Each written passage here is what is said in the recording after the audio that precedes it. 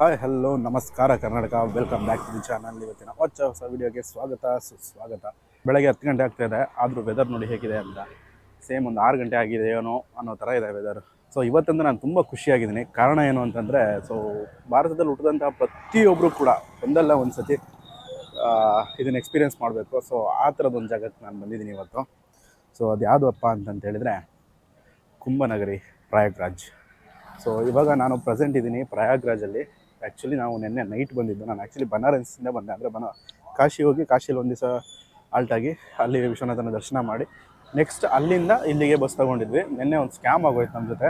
ಅದೇನಪ್ಪ ಅಂತಂದರೆ, ಅವ್ನು ನಮ್ಮನ್ನು ಬಸ್ಸನ್ನು ಬುಕ್ ಮಾಡಿದ್ವಲ್ಲ, ಸೊ ಎಲ್ಲಿ ಡ್ರಾಪಿಂಗ್ ಪಾಯಿಂಟ್ ಇತ್ತು ಆ ಪಾಯಿಂಟಿಂದ 30 ಕಿಲೋಮೀಟರ್ ಮುಂದಕ್ಕೆ ತೊಗೊಂಬಂದು ನಿಲ್ಲಿಸ್ಬಿಟ್ಟಿದ್ದ. ನಾನು ಒಬ್ಬನೇ ಅಲ್ಲ, ಸುಮಾರು ಜನ ಡ್ರಾಪಿಂಗ್ ಪಾಯಿಂಟ್ ಮಿಸ್ ಮಾಡಿಕೊಂಡು 30 ಕಿಲೋಮೀಟರ್ ನಡ್ಕೊಬರ್ಬೇಕಾದಂಥ ಪರಿಸ್ಥಿತಿ ಇತ್ತು. ಆ ಥರ ಒಂದು ಸಿಚುವೇಶನ್. ಅದು ರಾತ್ರಿ ಒಂದು 2 ಗಂಟೆ ಟೈಮಲ್ಲಿ ಒಂದೇ ಒಂದು ಆಟೋ ಇಲ್ಲ, ಏನೂ ಇಲ್ಲ. ಸೊ ಅಲ್ಲಿದ್ದಂಥ ಚೆಕ್ ಪೋಸ್ಟ್ ಪೊಲೀಸ್ನವರು ಒಂದು ಆಟೋನ ಅಡ್ಡ ಹಾಕ್ಬಿಟ್ಟು ನಿಲ್ಲಿಸಿ ನಮ್ಮನ್ನು ಇಲ್ಲಿ ತನಕ ತಲುಪಿಸಿದ್ರು.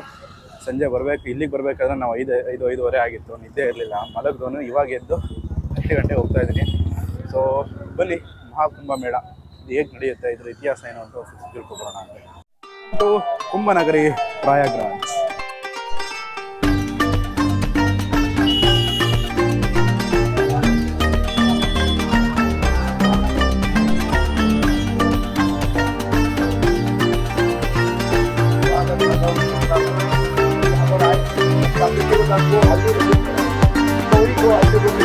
प्रणाम करें।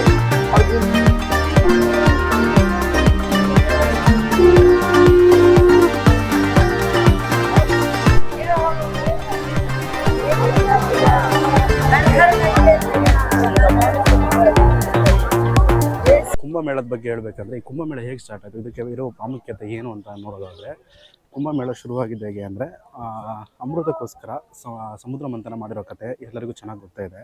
ಸೊ ಈ ಸಮುದ್ರ ಮಂಥನ ಮಾಡುವಾಗ ಅಮೃತ ಏನು ಬರುತ್ತೆ, ಸೊ ಆ ಅಮೃತನ ದಾನವರು ಅಂದರೆ ರಾಕ್ಷಸರು ಕಿತ್ಕೊಳ್ಳೋದಕ್ಕೆ ಪ್ರಯತ್ನ ಪಡ್ತಾರೆ, ಅಂದರೆ ತಗೊಂಡು ಓಡೋದಕ್ಕೆ ಪ್ರಯತ್ನ ಪಡ್ತಾರೆ. ಆ ಟೈಮಲ್ಲಿ ದೇವತೆಗಳಲ್ಲೇ ಒಬ್ಬರಾದಂತಹ ವಿಶ್ವಕರ್ಮ ಅವರೇನಿದ್ದಾರೆ, ಆ ಅಮೃತನ ತಗೊಂಡು ಅಲ್ಲಿಂದ ಓಡ್ತಾರೆ. ಅವರು ಓಡಿದ್ದು 12 ದಿನಗಳ ಕಾಲ. ಅಂದರೆ ಅವರ 12 ದಿನಗಳು ನಮ್ಮ ಮನುಷ್ಯರ, ಅಂದರೆ ನಮ್ಮ ಕಾಲದಲ್ಲೇನಿದೆ 12 ವರ್ಷಗಳಿಗೆ ಸಮ. ಸೊ 2 ಥರ ಹೇಳ್ತಾರೆ. ಒಂದು, ಅವರು 12 ದಿವಸ ಏನು ಓಡಿದ್ರು, ಸೊ ಆ ಟೈಮಲ್ಲಿ ಈ 4 ಜಾಗಗಳಲ್ಲಿ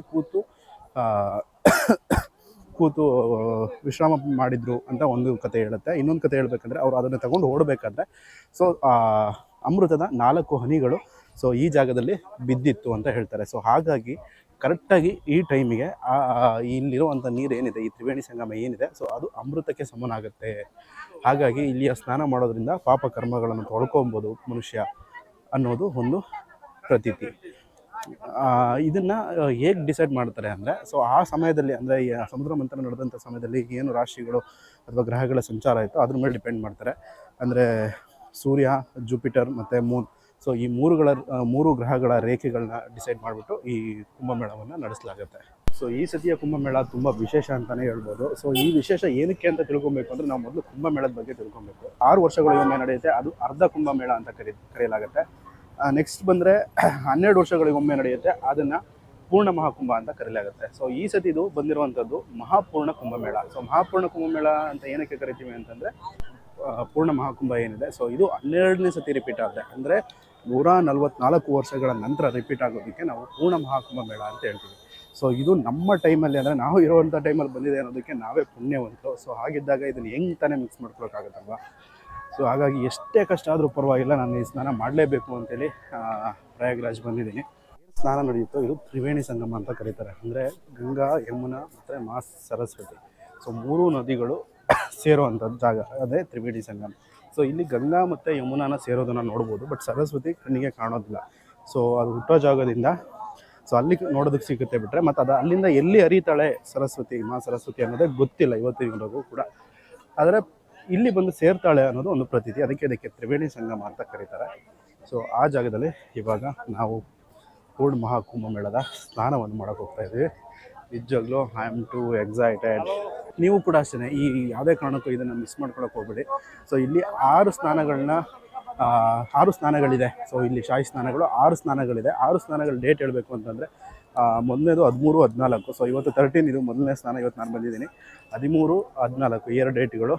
ಆಮೇಲೆ ಜನವರಿ 29, ಫೆಬ್ರವರಿ 3, ಆಮೇಲೆ ಫೆಬ್ರವರಿ 12, ಫೆಬ್ರವರಿ 26. ಸೊ ಇಷ್ಟು ಡೇಟ್ಗಳು ಇದೆ. ಈ 3 ಡೇಟ್ಗಳು, ಇಷ್ಟು 6 ಡೇಟ್ಗಳಿಂದ 6 ಡೇಟ್ಗಳಲ್ಲೂ ಕೂಡ ಶಾಹಿ ಸ್ನಾನವನ್ನು ಮಾಡ್ಬೋದು. ತುಂಬ ವಿಶೇಷ ಪ್ರಾಮುಖ್ಯತೆ. ಅದರಲ್ಲೂ ಮೌನಿ ಅಮಾವಾಸ್ಯೆ ದಿವಸ ಏನು ಬರುತ್ತೋ ಇದು ತುಂಬಾ ಪ್ರಸಿದ್ಧ ಸ್ನಾನ ಅಂತ ಹೇಳ್ಕೊಳ್ಳಲಾಗುತ್ತೆ. 26 ಶಿವರಾತ್ರಿ ಇದೆ, ಶಿವರಾತ್ರಿಗೆ ಎಂಡ್ ಆಗುತ್ತೆ ಇದು. ಇದರಲ್ಲಿ ನನಗೆ ವಿಶೇಷ ಅನಿಸಿದ್ದು ಏನು ಅಂದರೆ, ನೀವು ಒಂದನ್ನು ಅಬ್ಸರ್ವ್ ಮಾಡ್ಬೋದು. ಈ ನಾಗ ಸಾಧುಗಳಾಗಿರ್ಬೋದು, ರಿಯಲ್ ನಾಗ ಸಾಧುಗಳು ಅಥವಾ ಅಗೋರಿಗಳು ಯಾರಿದ್ದಾರೆ. ಸೊ ಈ ಡೋಂಗಿಗಳ ಬಗ್ಗೆ ನಾನು ಮಾತಾಡ್ತಾ ಇಲ್ಲ. ಅಂದರೆ ಕೆಲವು ಸ್ಕಾರ್ಪಿಯೋ ಕಾರ್ ಹಾಕೊಂಡು ನಮ್ಮ ಸುತ್ತಮುತ್ತ ಅಲ್ಲಿ ಇಲ್ಲಿ ಓಡಾಡ್ತಾ ಇರ್ತಾರೆ, ನಾನು ಅಗೋರಿ ಅಂತ ಹೇಳ್ಕೊಂಡು. ಸೊ ಅಂಥವ್ರ ಬಗ್ಗೆ ಮಾತಾಡ್ತಾ ಇಲ್ಲ. ಸೊ ರಿಯಲ್ ಅಗೋರಿಗಳು ಮತ್ತು ನಾಗ ಸಾಧುಗಳು ಏನಿರ್ತಾರೋ, ಸೊ ಇವ್ರುಗಳು ಮೊಬೈಲ್ಗಳನ್ನ ಯೂಸ್ ಮಾಡೋದಿಲ್ಲ, ಏನನ್ನು ಕೂಡ ಯೂಸ್ ಮಾಡೋದಿಲ್ಲ. ಅವ್ರು ಯಾವುದೋ ಒಂದು ಹಿಮಾಲಯದ ಯಾವುದೋ ಒಂದು ಗುಹೆಗಳಲ್ಲಿ ಕೂತಿರ್ತಾರೆ, ಅಥವಾ ಇನ್ನೆಲ್ಲೋ ಒಂದು ಕಡೆ ಯಾರ ಕಣ್ಣಿಗೂ ಕಾಣಿಸ್ದೇ ಇರುವಂಥ ಸ್ಥಳಗಳಲ್ಲೇ ಇರೋದು ಜಾಸ್ತಿ. ಸೊ ಅವರುಗಳು ಅಂಥ ನಾಗ ಸಾಧುಗಳು, ಅಗೋರಿಗಳು ಎಲ್ಲರೂ ಕೂಡ ಒಂದು ಈ ಸಂಗಮ ಕ್ಷೇತ್ರದಲ್ಲಿ ಭಾಗಿಯಾಗ್ತಾರಲ್ಲ, ಅವ್ರುಗಳಿಗೆ ಈ ಡೇಟ್ಗಳು ಅಥವಾ ಇಂಥ ಟೈಮಲ್ಲೇ ನಡೆಯುತ್ತೆ ಕುಂಭಮೇಳ ಅನ್ನೋದು ಹೇಗೆ ಗೊತ್ತಾಗುತ್ತೆ ಅನ್ನೋದು ಅಲ್ವಾ. ಇದೊಂದು ವಿಶೇಷ ಅಲ್ವಾ ನಮ್ಮ ಹಿಂದೂ ಸನಾತನ ಸಂಸ್ಕೃತಿ ಏನಿದೆ. ಸೊ ಇಲ್ಲಿ ಜ್ಯೋತಿಷ್ಯ, ಜಾತಕ, ಸೊ ಎಲ್ಲವೂ ಕೂಡ ಸತ್ಯನೇ. ಅದೆಲ್ಲದನ್ನು ಕೂಡ ಹೇಗೆ ಯೂಸ್ ಮಾಡ್ಕೊಬೇಕೋ ಹಾಗೆ ಯೂಸ್ ಮಾಡಿಕೊಂಡ್ರೆ ಅದರಲ್ಲಿ ತುಂಬ ಅರ್ಥ ಇದೆ. ಅದೆಲ್ಲವೂ ಕೂಡ ಸತ್ಯ. ಬಟ್ ಅದನ್ನು ಈಗಿನ ಕಾಲಕ್ಕೆ ತಕ್ಕಂತೆ ಮಾಡಿಫೈ ಮಾಡಿಕೊಂಡು ಅದರಲ್ಲಿ ಕೆಲವರು ದಂಧೆ ಮಾಡಿಕೊಂಡು ದುಡ್ಡು ಮಾಡಿಕೊಂಡು ಸೊ ಈ ರೀತಿ ಮಾಡ್ತಾ ಇರೋದ್ರಿಂದ ಎಲ್ಲೋ ಅದಕ್ಕಿರುವಂಥ ವ್ಯಾಲ್ಯೂ ಕಡಿಮೆ ಆಗಿದೆ ಅಂತ ಹೇಳ್ಬೋದು ಅಷ್ಟೇ. ಸೊ ಈ ಸತಿಯ ಮಹಾಪೂರ್ಣ ಕುಂಭಮೇಳದಲ್ಲಿ 45ರಿಂದ 100 ಕೋಟಿ ಜನ ಸೇರುವಂಥ ಚಾನ್ಸಸ್ ಇದೆ ಗುರು. Can you believe it? So ಈ ಒಂದು ಸಣ್ಣ ಪ್ಲೇಸಲ್ಲಿ 45ರಿಂದ 100 ಕೋಟಿ ಜನಗಳು ಅಂದರೆ ಎಕ್ಸ್ಪ್ಲೇನ್ ಮಾಡೋಕ್ಕೆ ಸಾಧ್ಯನೇ ಇಲ್ಲ. ಇಲ್ಲಿ ನಿಂತು ನಿಜವಾಗ್ಲೂ ಕಣ್ಣಾಡಿಸಿದ್ರೆ ಎಲ್ಲಿಂದ ಎಲ್ಲಿ ನೋಡಿದ್ರು ಕೂಡ ಜನಗಳೇ ಕಾಣಿಸ್ತಾರೆ. ಫುಲ್ಲು ತುಂಬಿ ತುಳುಕಾಡ್ತಿದ್ದಾರೆ ಗುರು ಜನಗಳು ಮಾತ್ರ. ಜನಗಳು ಯಾವ ಕಡೆ ಹೋಗ್ಬೇಕು ಅನ್ನೋದು ನಿಜವಾಗ್ಲೂ ಗೊತ್ತಾಗ್ತಾ ಇಲ್ಲ. ಗಾಡ್,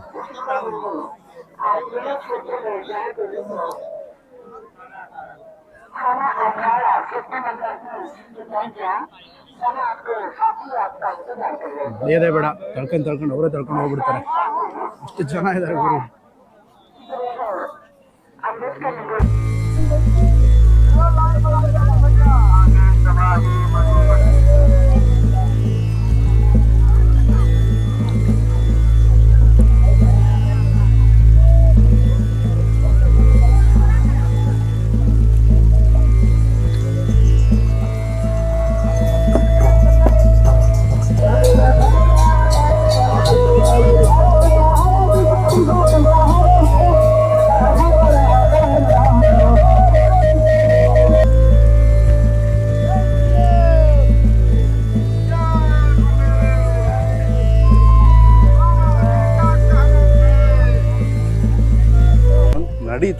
ನಡೀತಾನೆ ಇದ್ದೀನಿ ಎಲ್ಲಿಗೆ ಹೋಗ್ತಾ ಇದ್ದೀನಿ ಅಂತಲೂ ಗೊತ್ತೇ ಆಗ್ತಾ ಇಲ್ಲ. ಕಾರಣ ಏನಂದರೆ ನನಗೆ ತ್ರಿವೇಣಿ ಸಂಗಮೇ ಬೇಕು ಅಂದರೆ ಸ್ನಾನ ಮಾಡೋದಕ್ಕೆ. ಅಂದರೆ ಇಲ್ಲಿ ಏನಾಗ್ತದೆ ಅಂದರೆ ಎಲ್ಲ ಕಡೆನೂ ಘಾಟ್ಗಳನ್ನ ಮಾಡಿದ್ದಾರೆ ಅಂದರೆ ಸ್ನಾನ ಮಾಡೋದಕ್ಕೆ. ಕೆಲವು ಕಡೆ ಗಂಗಾಜಿ ಅಂದರೆ ಗಂಗಾ ಮಾತಾ ಹರಿತಾಳೆ, ಇನ್ನೊಂದು ಕಡೆ ಯಮುನಾ ನದಿ. ಸೊ ಎರಡು ತಟದಲ್ಲೂ ಕೂಡ ಸ್ನಾನ ಮಾಡ್ತಿದ್ದಾರೆ. ಆದರೆ ಇದರ ಪ್ರಾಪರ್ ಸ್ನಾನ ಬಂದುಬಿಟ್ಟು ತ್ರಿವೇಣಿ ಸಂಗಮಲ್ಲೇ ಆಗಬೇಕು. ಹಾಗಾಗಿ ತ್ರಿವೇಣಿ ಸಂಗಮನ ಹುಡುಕ್ತಾನೆ ಇದ್ದೀನಿ. ಈಗೊಬ್ಬರು ಪರ್ಟಿಕ್ಯುಲರಾಗಿ ಮ್ಯಾಪನ್ನ ಹಿಡ್ಕೊಂಡು ಓಡಾಡ್ತಾ ಇದ್ದೆ. ಸೊ ಒಬ್ಬರು ಪೊಲೀಸರ ಹತ್ರ ಕೇಳಿದಾಗ ಅವರು ಪ್ರಾಪರ್ ರೂಟ್ ಹೇಳಿದರು, ಯಾವ ಕಡೆ ಹೋಗಿ ಯಾವ ಕಡೆ ಬರಬೇಕು ಅಂತ. ಸೊ ನೋಡೋಣ ಬನ್ನಿ, ತ್ರಿವೇಣಿ ಸಂಗಮ ಹೋಗೋಣ. ಮೇ ಬಿ ಇನ್ನೂ 1.5-2 ಕಿಲೋಮೀಟ್ರ್ ಹತ್ರ ನಡಿಬೇಕು ಅನ್ಸುತ್ತೆ. ಮೇ ಬಿ ನಾನು ಇನ್ನೂ ಏನು ಮಾಡೋಂಗಿಲ್ಲ. ಹುಡುಕಿ ಕೊನೆಗೂ ಸಂಗಮ ಕ್ಷೇತ್ರ ಸಿಕ್ತು. ಇರೋದು ಇಷ್ಟ ಜಾಗದಲ್ಲಿ ಆಚೆ ಹೋಗಿ ಈಚೆ ಬಂದು ಮಿನಿಮಮ್ ಅಂದರೆ ಇವತ್ತು 15ರಿಂದ 16 ಕಿಲೋಮೀಟ್ರ್ ನಡ್ತಿದ್ದೀನಿ ನಾನು. ಹೇಳಕ್ಕೆ ಸಾಧ್ಯ ಆಗ್ತಿಲ್ಲ, ಅಷ್ಟು ಪೇನ್ ಆಗ್ತದೆ ಕಾಲಲ್ಲಿ. ಹುಡುಕಿ ಕೊನೆಗೂ ಸಂಗಮ ಕ್ಷೇತ್ರ ಹತ್ರ ಬಂದೆ. ಯಾಕಂದರೆ ಇಲ್ಲಿ ತುಂಬ ಕನ್ಫ್ಯೂಷನ್ ಆಗುತ್ತೆ. ಎಲ್ಲ ಕಡೆ ನದಿ ಇರುತ್ತೆ. ಕೆಲವರು ಹೇಳ್ತಾರೆ ಅದೇ ಸಂಗಮ ಕ್ಷೇತ್ರ ಅಂತಾರೆ, ಕೆಲವರು ಈ ಕಡೆ ಹೇಳ್ತಾರೆ ಇದು ಸಂಗಮ ಕ್ಷೇತ್ರ ಅಂತ. ಬಟ್ ಪ್ರಾಪರ್ ಹುಡುಕಿ ಸೊ ಮ್ಯಾಪ್ ಅಂತೂ ನೋಡೋಕೆ ಹೋಗಂಗೆ ಇಲ್ಲ. ಮ್ಯಾಪ್ ನೋಡಿದ್ರೇ ತುಂಬ ಕನ್ಫ್ಯೂಷನ್ ಆಗೋದು. ನಾನು ಮ್ಯಾಪ್ ನೋಡ್ಕೊಂಡು ಎಲ್ಲೆಲ್ಲೋ ಹೋಗಿ ಎಲ್ಲೆಲ್ಲೋ ಬಂದೆ. ಸೊ ಆದಷ್ಟು ಇಲ್ಲಿರೋರ ಹತ್ರನೇ ಕೇಳಿಕೊಂಡು ಬಂದರೆ ಒಳ್ಳೆಯದು. ನೋಡಿ, ಇದೇ ಆ್ಯಕ್ಚುಲ್ ಆದ ತ್ರಿವೇಣಿ ಸಂಗಮ. 3 ನದಿಗಳು ಸೇರುವಂತಹ ಜಾಗ. ಗಂಗಾ ನದಿ, ಯಮುನಾ ನದಿ, ಸರಸ್ವತಿ ನದಿ ಗುಪ್ತಗಾಮಿನಿಯಾಗಿ ಹರಿತಾಳೆ. ಹಾಗಾಗಿ ಸರಸ್ವತಿ ನದಿ ಕಾಣಿಸ್ಕೊಳ್ಳೋದಿಲ್ಲ. ಬಟ್ ಗಂಗಾ ನದಿನ, ಯಮುನಾ ನದಿನ ನಾವು ಒಟ್ಟಿಗೆ ನೋಡ್ಬೋದು ಸೇರುವಂಥ ಜಾಗನ. ಸೊ ಇಲ್ಲಿ ಜಾಸ್ತಿಯಾಗಿ ವೀಡಿಯೋ ಮಾಡೋದಕ್ಕಾಗಲಿಲ್ಲ. ಯಾಕಂದರೆ ಈ ಇರುವಂಥ ಸಣ್ಣ ಪ್ಲೇಸಲ್ಲಿ ಲಕ್ಷ ಜನ, ಕೋಟಿ ಜನ ಸೇರ್ಕೊತಾರೆ. ಸೊ ಆ ಟೈಮಲ್ಲಿ ನಾನು ಒಬ್ಬನೇ ಹೋಗಿದ್ದರಿಂದ ಲಗೇಜ್ ಇಟ್ಕೊಂಡು ಈಚೆ ಸ್ನಾನ ಮಾಡಿ ವೀಡಿಯೋ ಮಾಡೋದು ತುಂಬಾ ಕಷ್ಟ ಆಗಿತ್ತು. ಹಾಗಾಗಿ ಎಷ್ಟು ಆಗಿದೆಯೋ ಅಷ್ಟು ವೀಡಿಯೋಗಳನ್ನ ನಾನು ಇದರಲ್ಲಿ ಮಾಡಿದ್ದೀನಿ. ಇಂತು ಮಹಾಕುಂಭಮೇಳದ ಶಾಹಿ ಸ್ನಾನ ನಂದು ಇವತ್ತಿಗೆ ಕಂಪ್ಲೀಟ್ ಆಯಿತು ಗುರು. ತುಂಬ ಕಷ್ಟಪಟ್ಟೆ ನಿಜವಾಗ್ಲೂ ಸುತ್ತಾಡಿ ಕೊನೆಗೆ ಬಂದು ತ್ರಿವೇಣಿ ಸಂಗಮ ಸಿಕ್ಕಿದ್ದು ನನಗೆ. ಸೊ ನಾನು ನಿಮಗೆ ತೋರಿಸಿದ್ನಲ್ವ ಮೊದಲು, ಒಂದು ಕಡೆಯಿಂದ ಯಮುನಾ ನದಿ ಹರಿಯುತ್ತೆ, ಇನ್ನೊಂದು ಕಡೆ ಗಂಗಾ ನದಿ ಹರಿಯುತ್ತೆ. ಸೊ ಸರಸ್ವತಿ ಗುಪ್ತಗಾಮಿನಿಯಾಗಿ ಹರಿತಾಳೆ. ಸೊ ಆ ಜಾಗದಲ್ಲಿ ಸರಸ್ವತಿ ಕೂಡ ಸೇರ್ತಾಳೆ ಅನ್ನೋದು ನಂಬಿಕೆ.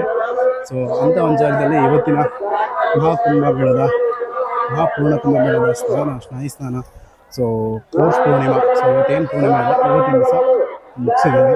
ಸೊ ಪ್ರತಿಯೊಬ್ಬ ಭಾರತೀಯನೂ ಕೂಡ ಪ್ರತಿಯೊಬ್ಬ ಸನಾತನಿ ಕೂಡ ಒಂದಲ್ಲ ಒಂದು ಸತಿ ಈ ಮಹಾಕುಂಭಮೇಳದಲ್ಲಿ ಸ್ನಾನ ಮಾಡಲೇಬೇಕು. ಸೊ ಅಂಥ ಸ್ನಾನನ ನಾನು ಈ ಮಹಾಪೂರ್ಣ ಕುಂಭಮೇಳದಲ್ಲಿ ಮಾಡಿದ್ದೀನಿ. ನನಗೆ ತುಂಬಾ ಹೆಮ್ಮೆ ಇದೆ, ನಾನು ಪುಣ್ಯ ಮಾಡಿದ್ದೀನಿ ಅನಿಸುತ್ತೆ. ಸೊ ಈ ಟೈಮಲ್ಲಿ ಬದುಕಿರೋದಕ್ಕೆ ಆ್ಯಂಡ್ ಈ ಟೈಮಲ್ಲಿ ಮಹಾಪೂರ್ಣ ಕುಂಭಮೇಳ ಬಂದಿರೋದಕ್ಕೆ. ಸೊ ನೀವೇನಾದರೂ ನೆಕ್ಸ್ಟಿಗೆ ಬರ್ತಾ ಇದ್ದೀರಾ ಅಂತಂದರೆ ಇನ್ನೂ ಅದು 5 ಡೇಟ್ಗಳಿದೆ. ಸೊ ಈ 5 ಡೇಟ್ಗಳಲ್ಲಿ ನೀವು ಯಾವುದಾದ್ರೂ ಒಂದು ಡೇಟಲ್ಲಿ ಬರ್ತಾ ಇದ್ದೀರಾ ಅಂತಂದರೆ ಸೊ ನಿಮಗೊಂದು ಸಜೆಷನ್ ಕೊಡೋಕ್ಕೆ ಇಷ್ಟಪಡ್ತೀನಿ. ಸೊ ನೀವು ಬಂದಾಗ ಮೇನ್ ಸರ್ಕಲಲ್ಲೇ ಆದಷ್ಟು ರೂಮ್ಗಳನ್ನ ಬುಕ್ ಮಾಡ್ಕೊಳ್ಳಿ. ಯಾಕಂದರೆ ಇಲ್ಲಿಂದ 8 ಕಿಲೋಮೀಟ್ರ್ ಹತ್ತತ್ರ ಎಲ್ಲೂ ಕೂಡ ರಿಕ್ಷಾಗಳು ಸಿಗೋದಿಲ್ಲ ಅಥವಾ ಏನೂ ಸಿಗೋದಿಲ್ಲ, ನೀವು ನಡ್ಕೊಂಡೇ ಹೋಗಬೇಕು. ಸೊ ನೀವು ಔಟ್ ಆಫ್ ಸ್ಟೇಷನ್ ಏನಾದರೂ ಬುಕ್ ಮಾಡ್ಕೊಂಡ್ರಿ ಅಂದರೆ ಅಲ್ಲಿಂದ ನಡ್ಕೊಂಡು ಹೋಗೋದು ನಡ್ಕೊಂಬರೋದು ತುಂಬ ರಿಸ್ಕ್ ಅನಿಸುತ್ತೆ. ಸೊ ನಾನು ನೈಟ್ ಬಂದಾಗ ನನ್ನ ಜೊತೆ ಹೇಳಿದೆ ನಿಮಗೊಂದು ಸ್ಕ್ಯಾನ್ ಆಗಿತ್ತು ಅಂತ. ಬಸ್ಸನ್ನು ತುಂಬ ಹಿಂದೆನೇ ಇಳಿಸೋಗ್ಬಿಟ್ಟಿದ್ದ, ಅಲ್ಲಿಂದ ಆಟೋ ಮಾಡ್ಕೊಬಂದು ಜಂಕ್ಷನಲ್ಲಿ ಕಾಸ್ಟ್ಲಿ ಆಯಿತು, ಬಟ್ ಒಬ್ಬರು ರೂಮ್ ಮಾಡಿಕೊಟ್ರು. ಸೊ ಅಲ್ಲಿ ರೂಮ್ ಮಾಡಿಕೊಂಡು ಇಲ್ಲಿಂದನೇ ನಾನು ಸುತ್ತಾಡಿ ತ್ರಿವೇಣಿ ಸಂಗಮ ಹುಡ್ಕೋದೇ ದೊಡ್ಡ ಸಮಸ್ಯೆ ಆಗುತ್ತೆ ನನಗೆ. ಸೊ ಇಲ್ಲಿ ತುಂಬ ಘಾಟ್ಗಳಿದ್ದಾವೆ. ಸೊ ಅಲ್ಲಿ ಎಲ್ಲ ಘಾಟ್ಗಳಲ್ಲೂ ಸ್ನಾನ ಮಾಡೋದಕ್ಕಿಂತ ತ್ರಿವೇಣಿ ಘಾಟ್ ಇದೆಯಲ್ಲ ಅದು ನಮಗೆ ಮೇನ್ ಆಗುತ್ತೆ. ಸೊ ತ್ರಿವೇಣಿ ಘಾಟ್ದ ಮೇನ್ ರೋಡ್ ಯಾವುದು ಅಂತ ಫಸ್ಟಿಗೆ ತಿಳ್ಕೊಬೇಕು ನೀವು. ಸುಮ್ಮನೆ ಯಾವುದೋ ರೋಡಲ್ಲಿ ಜನ ಹೋಗ್ತಾ ಇದ್ದಾರೆ ಅಂತೇಳಿ ನೀವು ಅದೇ ರೋಡಲ್ಲಿ ಹೋದ್ರಿ ಅಂತಂದರೆ ನೀವು ಬೇರೆ ಘಾಟ್ಗಳಿಗೆ ಹೋಗ್ಬಿಡ್ತೀರ. ಅಲ್ಲಿಂದ ಮತ್ತೆ ತ್ರಿವೇಣಿ ಸಂಗಮ ಹುಡ್ಕೋದಿದೆಯಲ್ಲ ತುಂಬ ಕಷ್ಟ. ಸೊ ಒಂದು ಸಜೆಷನ್ ಏನು ಅಂದರೆ ನೀವು ಮೊದಲಿಗೆ ತ್ರಿವೇಣಿ ಸಂಗಮ ಎಲ್ಲಿದೆ and Triveni Sangama road main road ಯಾವುದು ಅಂತ ತಿಳ್ಕೊಂಡು ಆಮೇಲೆ ಅದನ್ನು ನಡೆಯೋದಕ್ಕೆ ಶುರು ಮಾಡಿ ಕರೆಕ್ಟ್ ಆಗುತ್ತೆ. ಇಲ್ಲ ಅಂದರೆ ನಂತರ 10-12 ಕಿಲೋಮೀಟ್ರು 15 ಕಿಲೋಮೀಟ್ರ್ ಎಲ್ಲ ನಡಿಬೇಕಾಗತ್ತೆ. ಸೊ ಬೆಳಗ್ಗೆಯಿಂದ ಸುತ್ತಾಡ್ತಾ ಇದ್ದೀನಿ ನಾನು ಇಲ್ಲೇನೆ. ಸೊ ಈ ಲೈಟಿಂಗ್ಸ್ ನೋಡೋದೇ ಒಂಥರ ಚೆಂದ. ಈ ನೈಟಲ್ಲಿ ಒಂಥರ ಏನೋ ಒಂದು ಆಕಾಶದಿಂದ ಸ್ಟಾರ್ಗಳನ್ನ ನೋಡ್ತೀವಲ್ಲ ಆ ಥರ ಫೀಲ್ ಆಗುತ್ತೆ. ಸೊ ಇಲ್ಲಿ ಸುತ್ತಾಡ್ತಾ ನನಗೊಬ್ರು ಕೊಟ್ಟಿದ್ದ ಮಾಹಿತಿ ಏನು ಅಂದರೆ ಇಲ್ಲಿಂದ 3 ಕಿಲೋಮೀಟ್ರ್ ದೂರ ಕೈಲಾಸಾನಂದ ಮಹರ್ಷಿಜಿಗೆ ಅಂದರೆ ಮಹರ್ಷಿ ಅವ್ರದ್ದು ಒಂದು ಮಂದಿರ ಇದೆ. ಸೊ ಆ ಮಂದಿರದ ಹತ್ರ ಸ್ಟೀವ್ ಜಾಬ್ಸ್ ಅವರ ಹೆಂಡತಿ ಬಂದು 7 ಡೇಸ್ಗೆ ಅಲ್ಲೇ ಆಲ್ಟ್ ಆಗಿದ್ದಾರೆ ಅಂತ. ಎಲ್ಲೆಲ್ಲಿಂದನೋ ಬರ್ತಾ ಇದ್ದಾರೆ ಇವರು. ಸನಾತನ ಧರ್ಮ ಫಾಲೋ ಮಾಡೋರು, ಫಾಲೋ ಮಾಡದೇ ಇರೋರು ಎಲ್ಲರೂ ಕೂಡ ಇಂಡಿಯಾಗೋಸ್ಕರ ಅಂದರೆ ಇಂಡಿಯಾದಲ್ಲಿ ನಡೀತಾರಂತ ಈ ಕುಂಭಮೇಳಕ್ಕೆ ಬರ್ತಾ ಇದ್ದಾರೆ, ಮಹಾಪೂರ್ಣ ಕುಂಭಮೇಳ. ಸೊ ನಾವು ಇಂಡಿಯಾದಲ್ಲೇ ಇದ್ದು ನಾವು ಅದನ್ನು ಈ ಸ್ನಾನ ಮಾಡಲಿಲ್ಲ ಅಥವಾ ಈ ಸಮಯನ ಸದುಪಯೋಗ ಮಾಡ್ಕೊಂಡಿಲ್ಲ ಅಂದರೆ ನಿಜವಾಗ್ಲೂ ಹೇಳ್ತೀವಿ ತುಂಬ ಮಿಸ್ ಮಾಡ್ಕೊತೀವಿ. ಯಾವುದೇ ಕಾರಣಕ್ಕೂ 6 ಡೇಟ್ಗಳಿದೆ. 6 ಡೇಟ್ಗಳಲ್ಲಿ ಯಾವ್ದಾದ್ರು ಒಂದು ಡೇಟಿಗೆ ಬನ್ನಿ, ಸ್ನಾನ ಮಾಡಿ. ಇದು ಬರೀ ಇಂಡಿಯಾದಲ್ಲೇ ಅಲ್ಲ, ಇಡೀ ವರ್ಲ್ಡಲ್ಲಿ ಬಿಗ್ಗೆಸ್ಟ್ ಸ್ಪಿರಿಚುವಲ್ ಗ್ಯಾದರಿಂಗ್. ಅಂದರೆ ಒಂದು ಧರ್ಮದಲ್ಲಿ ಇಷ್ಟೊಂದು ಜನ ಒಂದು ಕಡೆ ಸೇರುವಂಥದ್ದು ಇಲ್ಲಿ ಮಾತ್ರ. ಸೊ ಎಲ್ಲೂ ಸೇರೋದಕ್ಕೆ ಸಾಧ್ಯ ಇಲ್ಲ. ಸೊ ಇದನ್ನು ಯುನೆಸ್ಕೋದವರೇ ಕೂಡ ರೆಕಗ್ನೈಸ್ ಮಾಡಿ ಇದನ್ನು ಅನೌನ್ಸ್ ಮಾಡಿದ್ದಾರೆ.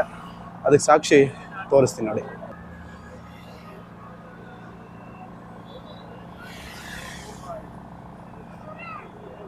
ಸೊ ಇಲ್ಲಿ ನಿಮಗೆ ಲೈಟ್ ಮಾತ್ರ ಕಾಣ್ತಾ ಇರ್ಬೋದು, ಬಟ್ ಎಲ್ಲಿ ನೋಡಿದ್ರು ಇನ್ನೂ ತ್ರಿವೇಣಿ ಸಂಗಮ ಹತ್ರ ಹೋಗ್ತಾ ಅಂತೂ ಇನ್ನೂ ಕೂಡ ಜನ ಇದ್ದಾರೆ. ಸೊ ನಾನು ಡೇಯಲ್ಲಿ ಬಂದಾಗ ಸ್ನಾನ ಮಾಡಬೇಕಾದ್ರೆ ಒಂದು ಇಂಚು ಕೂಡ ಕಾಲು ಆಚೆಯಿಂದ ಈಚೆಯಿಂದ ಆಚೆ ಮಾಡೋದಕ್ಕೆ ಜಾಗ ಇರಲಿಲ್ಲ. ಸೊ ಅಷ್ಟು ಜನ ಇದ್ದರು. ಸೊ ನಾನಂತೂ ಈ ಪೂರ್ಣ ಮಹಾಕುಂಭಮೇಳದ ಸ್ನಾನವನ್ನು ಮುಗಿಸಿದ್ದೀನಿ. ಸೊ ನನ್ನ ಲೈಫಲ್ಲಿ ಇದನ್ನು ಮತ್ತೆ ನಾನು ಮಾಡ್ತೀನೋ ಇಲ್ವೋ ಗೊತ್ತಿಲ್ಲ, ಇದು ಮತ್ತೆ ಬರುತ್ತೋ ಇಲ್ವೋ ಗೊತ್ತಿಲ್ಲ. ಸೊ ಆ ಒಂದು ಒಳಗಡೆ ಇರುತ್ತಲ್ವ, ಸೊ ಅದರಿಂದನೇ ನಾನು ಈ ಕುಂಭಮೇಳಕ್ಕೆ ಬಂದು ಕಂಪ್ಲೀಟ್ ಮಾಡಿದ್ದೀನಿ. ಸೊ ನೀವುಗಳು ಅಷ್ಟೇ ಈಗ 1 ಡೇಟ್ ಮುಗಿದಿದೆ, ಇನ್ನೂ 5 ಸ್ನಾನಗಳಿದೆ. ಯಾವತ್ತಾದರೂ ಒಂದು ಡೇಟಲ್ಲಿ ಫ್ರೈ ಮಾಡಿಕೊಂಡು ಖಂಡಿತ ಬನ್ನಿ. ಇದನ್ನೊಂದ್ಸತಿ ಕಣ್ಣು ತುಂಬ್ಕೊಳ್ಳಿ. ಯಾಕಂದರೆ ಇದು ಮತ್ತೆ 144 ವರ್ಷದ ನಂತರ ನಡೆಯುವಂಥದ್ದು. ಮತ್ತು ನಿಮಗೆ ಸಿಗುತ್ತೋ ಇಲ್ವೋ ಅಲ್ಲಿ ತನಕ ನಾವು ಬದುಕಿರೋದಂತೂ ದೇವರೇ ಸಾಧ್ಯ ಇಲ್ಲ. ಸೊ ಲೈಫಲ್ಲಿ ಮತ್ತೆ ಇಂಥದ್ದು ಸಿಗೋದಿಲ್ಲ. ಸೊ ಯಾವತ್ತಾದರೂ ಫ್ರೀ ಮಾಡಿಕೊಂಡು ಆ 6 ಡೇಟ್ಗಳಲ್ಲಿ 1 ಡೇಟ್ ಮುಗಿದಿದೆ, 5 ಡೇಟ್ಗಳಲ್ಲಿ ಯಾವತ್ತಾದರೂ ಒಂದು ದಿವಸ ಬಂದು ಸ್ನಾನ ಕಂಪ್ಲೀಟ್ ಮಾಡ್ಕೊಳ್ಳಿ. ಸೊ ಇಷ್ಟು ಹೇಳ್ತಾ ಇವತ್ತಿನ ಈ ವ್ಲಾಗ್ನ ಇಲ್ಲಿಗೆ ಎಂಡ್ ಮಾಡ್ತಾ ಇದ್ದೀನಿ. ಮುಂದಿನ ವಿಡಿಯೋದಲ್ಲಿ ಮತ್ತೆ ಸಿಗ್ತೀನಿ. ಅಲ್ಲಿ ತನಕ ಬಾಯ್, ಟೇಕ್ ಕೇರ್.